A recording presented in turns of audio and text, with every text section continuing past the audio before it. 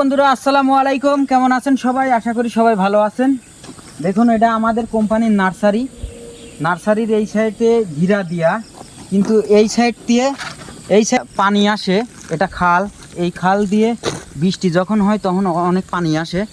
তো এই পানিগুলা আসি যখন অতিরিক্ত বৃষ্টি হওয়ার কারণে এই ঘিরাগুলো নষ্ট হয়ে গেছে। আজকে বিকালবেলা আসছি আমি ওভার টাইম করতে, আমরা দুইজন আসছি।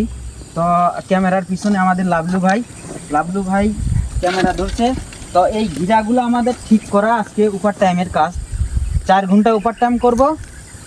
1 ঘন্টা ওভার টাইম করলে 12 রিঙ্গিত, তাহলে 12 রিঙ্গিতে আমরা 4 12 48 রিঙ্গিত কাম করব। তো 4 ঘন্টা লাগবে না আমাদের, এই 2 ঘন্টা কাজ করলে এটা হয়ে যাবে। 4 ঘন্টা ওভার টাইম পাবো। এই যে পানি গড়ি গড়ি দেখেন, মনে করেন এই যে পাথর দিয়েও কাজ হচ্ছে না, উপর দিয়ে পানি গেছিল, এখন ঘিরাগুলো নষ্ট হয়ে গেছে। আর এই ঘিরা যদি ঠিক না করা যায় তাহলে তো যে ভাবি ঢুকবো। সবচেয়ে মজার বিষয় হচ্ছে ভাবি মানে কিন্তু এটা হইলে শুয়োর, মালয়েশিয়ান ভাষায় এটাকে ভাবি বলে।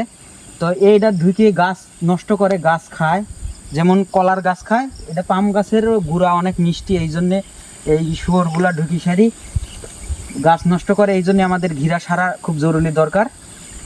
তো বিষয় এটা, এই যে মালয়েশিয়ান ভাষা ভাবি মানে শুয়োর, এটা হচ্ছে ইন্টারেস্টিং ব্যাপার। অনেকেই মনে করবে যে ভাবি বললাম, এই জন্য আর কি আমি ভেঙে দিলাম কথাটা।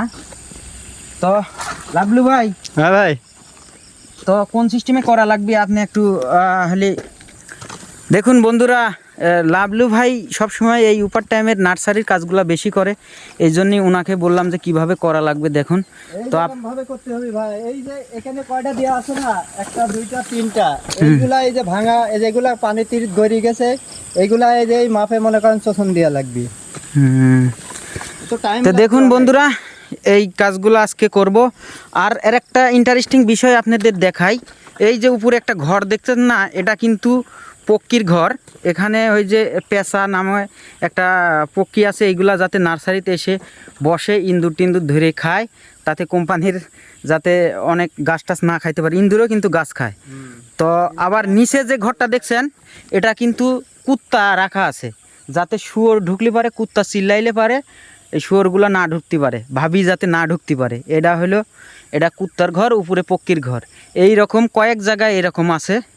তো এটা নার্সারি এটা পিছন সাইড, এটা খাল দিয়ে পানি যাওয়ার জন্য খাল তৈরি করা আছে। আর ওই সাইডে আজ 1-1.5 বছর আগে লাগানো গাছ এগুলা। তো অবশ্য ভিডিওটা ভালো লাগলে লাইক কমেন্ট শেয়ার করবেন, আর আমার পেজটা ফলো দিবেন। যারা ইউটিউব থেকে দেখবেন আমার চ্যানেলটা সাবস্ক্রাইব করবেন। আর পাম অয়েল বিষয়ে কোনো প্রশ্ন থাকলে অবশ্য কমেন্ট করে জানাবেন। আসসালামু আলাইকুম।